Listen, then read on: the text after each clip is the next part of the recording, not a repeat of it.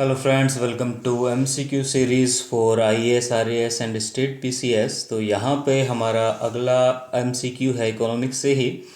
और ये एमसीक्यू देखिए कि निम्नलिखित में से कौन से कथन सकल राष्ट्रीय आय के बारे में सही नहीं है। तो यहाँ पे देखिए एक नया आपको टर्म सुनने को मिल रहा है, सकल राष्ट्रीय आय।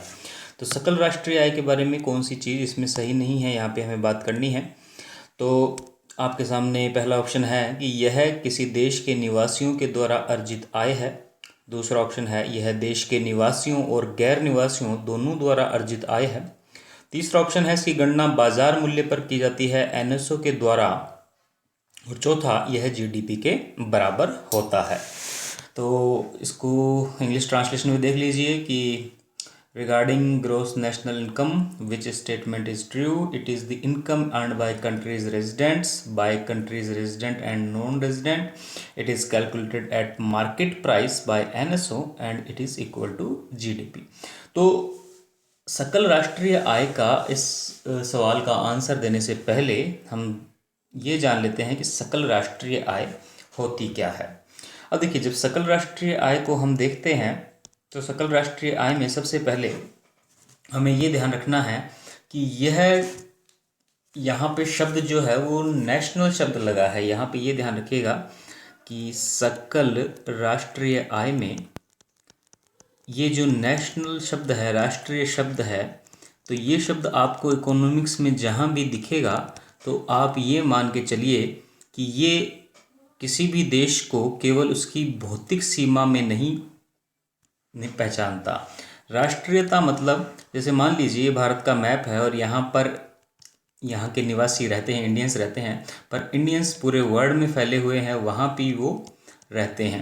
तो यहाँ पे राष्ट्र का शब्द एक भावना से हो जाता है। और यहाँ पर हम भारत के संदर्भ में बात करें तो यहाँ पे हम भारतीयों की बात करते हैं जो इंडिया के रहने वाले हैं। तो सकल राष्ट्रीय आय का मतलब ये हुआ कि केवल वो आय जो यहाँ के निवासियों के द्वारा अर्जित की गई है। तो ये सबसे इम्पोर्टेंट बात ये ध्यान रखिएगा कि वो आय जो यहाँ के निवासियों के द्वारा अर्जित की गई है, ना कि वो आय जो भारत की भौतिक सीमा में रहने वाले हर व्यक्ति के द्वारा अर्जित की गई है। क्योंकि भारत की भौतिक सीमा के अंदर भारत के नागरिक भी रहते हैं और विदेश के नागरिक भी रहते हैं।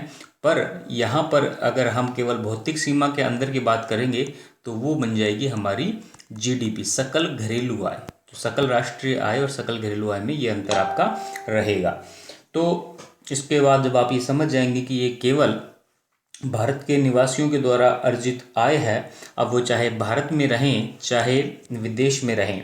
अब यहाँ पर एक बात और ध्यान रखिएगा कि अगर कोई इंडियन बाहर के लिए जाता है और 6 महीने से कम के लिए जाता है तो भी वो इंडियन रेजिडेंट ही कहलाएगा। ठीक है, 6 महीने से ज़्यादा जाता है तब वो एनआरआई बन जाता है।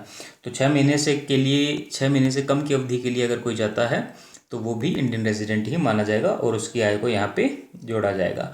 ठीक है, फिर इसका मतलब हुआ कि जो ग्रॉस नेशनल इनकम है वो जो बाहर के लोग रहने वाले हैं उनकी आय को यहाँ पे शामिल नहीं करती। तो इतनी बात आप सभी ध्यान में रखिएगा। केवल ये भारत के निवासियों के द्वारा अर्जित आय है। भारत के निवासी या भारतीय, अब ये दोनों जगह रहते हैं।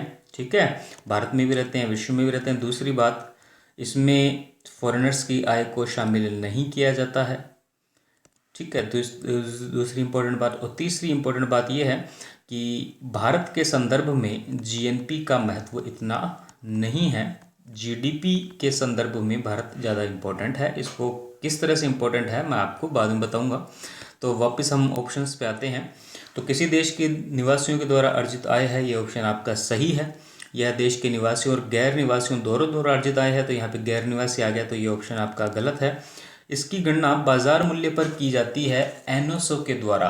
तो ये बात भी ध्यान रखिएगा कि ये बात भी यहाँ पर सही है। ये बात इसलिए सही है क्योंकि 2015 से पहले क्या होता था कि एनएसओ इसकी गणना करता था फैक्टर कॉस्ट पर। ठीक है, 2 तरह की कॉस्ट होती है, फैक्टर कॉस्ट, मार्केट कॉस्ट। इसको अगले क्वेश्चंस में मैं एक्सप्लेन करूंगा। पर 2015 से पहले फैक्टर कॉस्ट पर गणना होती थी और 2015 के बाद ये मार्केट कॉस्ट मतलब बाजार मूल्य पर गणित किया जाता है। अब ये दोनों क्या होते हैं इनको आगे हम बताएंगे। तो यहाँ पर ये तीसरा ऑप्शन भी इसका सही है और यह जीडीपी के बराबर है, ये गलत है क्योंकि जीडीपी के बराबर नहीं है, क्योंकि जीडीपी में सिर्फ घरेलू सीमा का ध्यान रखा जाता है और उसमें देश के निवासी और गैर निवासी दोनों आ जाते हैं। तो अब यहाँ पे ऑप्शन देखेंगे तो पहला ऑप्शन है 1 एंड 3, तो आपका यही ऑप्शन यहाँ पर सही हो जाएगा और बाकी ऑप्शन आपके सही नहीं है। तो चलिए जुड़े रहिए इस MCQ सीरीज़ में, आपको इकोनॉमिक्स के काफ़ी सारे क्वेश्चंस का जो कंसेप्ट है वो समझ में आ जाएगा। और इसमें जो RAS मेंस या IAS मेंस में जो प्रश्न पूछे जा सकते हैं वो इसी तरह से पूछे जाते हैं कि GDP और GNP में क्या अंतर है, या GNI क्या होती है और GNI को किस तरह से कैलकुलेट किया जाता है, फैक्टर कॉस्ट और मार्केट कॉस्ट में क्या अंतर होता है। तो धीरे धीरे ये सारे कंसेप्ट हम समझ लेंगे। तो मिलते हैं अगले क्वेश्चन में, तब तक के लिए थैंक यू।